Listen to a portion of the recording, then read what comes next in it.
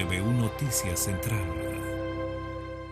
Regresamos con más de nuestro noticiero y rápidamente vamos a presentar a nuestro periodista de Diario Concepción, Pablo Carrasco, que nos traerá todas las nuevas de la ciudad y el transporte. ¿Cómo estás, Pablo? Buenas noches, Matías. Buenas noches a la gente en su casa, por supuesto, y a quienes nos ven a través de las redes sociales de TVU y de Diario Concepción. Día miércoles, como siempre, venimos a hablar de ciudad y como hemos hecho hace un tiempo ya, de infraestructura y de transporte, y por eso hoy día vamos a hablar de algo que hemos estado comentando a lo largo de estas semanas. Varios proyectos. Sí, son varios proyectos. Entonces lo que queremos es, a propósito que estábamos comentando antes de entrar al espacio, al aire del partido de Chile con Albania, que decías tú que es el día viernes, bueno, vamos a poner la pelota contra el piso y vamos a hablar de cuáles son los proyectos que en el corto plazo usted va a poder ver, porque hay una lista enorme, ya lo hemos dicho, son cerca de 22 los proyectos de infraestructura que a través de la mesa Más Movilidad están listados ahí. Hay otros 10 que tienen que ver con estudios, pero nosotros queremos contarle cuáles son de aquellos que usted va a ver primero, así que tenemos alguna lámina y se las vamos a empezar a mostrar. Señor director, cuando usted guste, y empezamos a revisar cuáles son. Entonces, bueno, el primero de ellos, dentro de los primeros, va a estar el nuevo puente ferroviario. ¿Cuándo va a estar listo el puente? Que va a permitir, entre otras cosas, mejorar el servicio de biotren, es decir, aumentar su capacidad. Obviamente hay que traer trenes nuevos, obviamente hay que extender también lo que son los andenes, porque vamos a pasar de trenes de 3 carros a trenes de 5, de 6 carros. Hay que aumentar la capacidad eléctrica, pero al menos el puente, ¿cuándo va a estar? ¿Cuándo es la fecha? Diciembre del 25.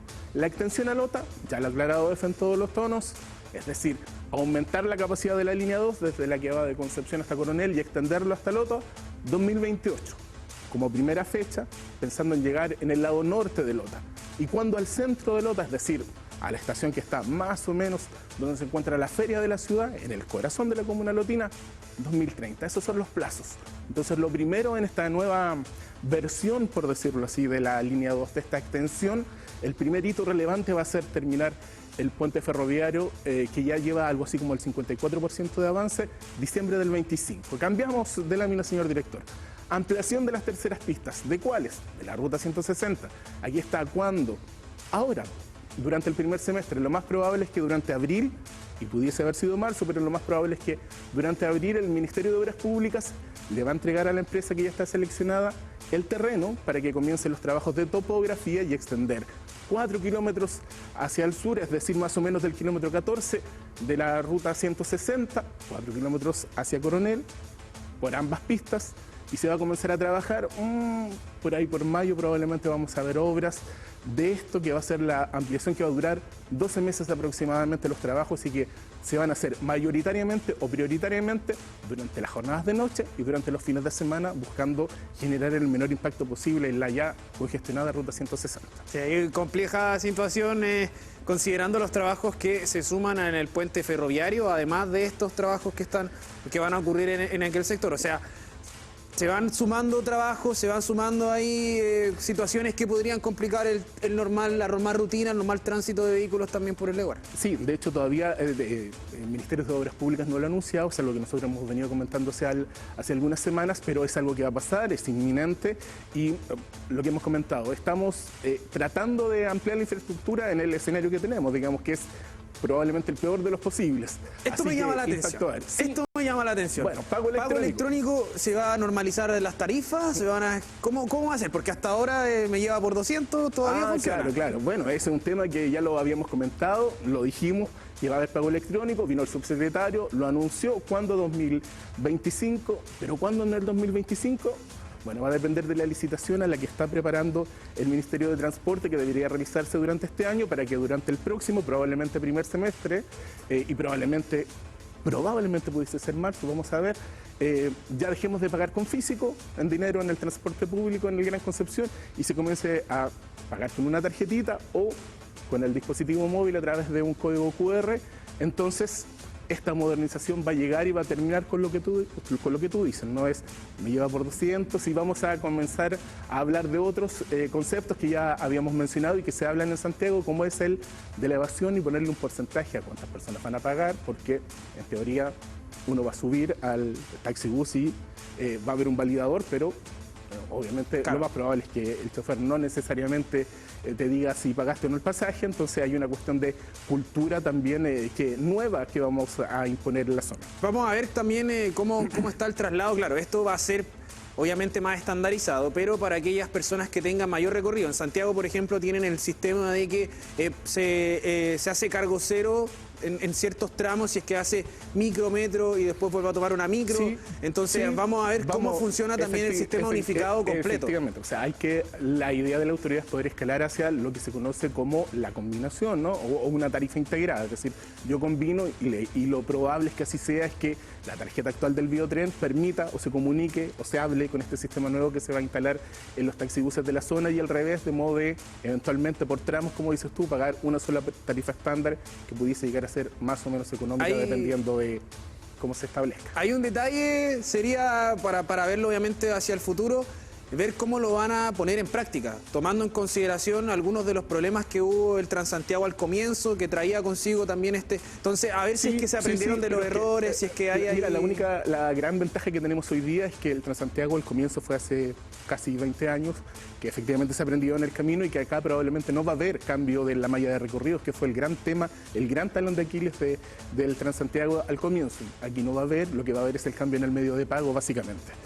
Y el otro tema, que ya lo tiene puesto aquí, va a ser el puente industrial y su puesta en servicio provisoria. Y decimos provisoria porque en diciembre de este año, aproximadamente, pudiese ser antes, pero diciembre de este año, el puente industrial, que ha avanzado muy rápido en su construcción, debiera estar disponible. Puente industrial que va a permitir unir la comuna de Hualpén con San Pedro de la Paz para salir a la altura de donde todo el mundo que ve hoy día hay trabajos, a la altura del Puente de los Batros. Entonces va a estar disponible de manera provisoria porque en términos generales, dado que tiene varios enlaces para subir y bajar del puente, particularmente la comuna de San Pedro de la Paz, esa obra definitiva probablemente va a tardar un añito más, pero sí va a estar disponible y recordemos que es la primera obra de infraestructura urbana en nuestra zona que va a tener sistema de cobro, es decir, TAC, para que usted pueda utilizar. O sea, en este periodo provisorio no va a haber el TAC. No, yo creo que sí va a funcionar. ¿También? Sí, vamos a conocer. De hecho, en Diario Concepción ya contamos que la tarifa va a ser más o menos 725 pesos para los vehículos livianos por pasada y recordemos que el gobierno regional propuso un subsidio particularmente para que las personas de San Pedro de la Paz tengan el incentivo de poder cruzar el puente no ingresando a la ruta 160, no pasando por avenida Pedro Aguirre Cerda, de modo de que sin cruzar la línea férrea, particularmente quienes viven de la línea férrea hacia el mar, todo ese amplio sector de vecinos y vecinas de San Pedro de la Paz puedan cruzar esa Concepción sin tener que ingresar.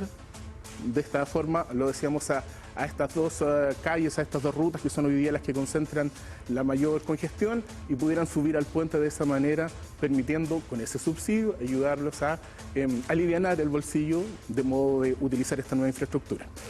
Y lo segundo, ¿qué nos trae acá? Sí, pues, y el segundo tema, que es relevante, que también lo contamos en Diario Concepción, lo desarrollamos hace estos días, es este planito que está aquí, que tiene una calle rojita que dice aquí, Nueva 1, y tiene dos en amarillo, Avenida Michaihue, y al lado tuyo, Mati, donde dice calle Tucapel.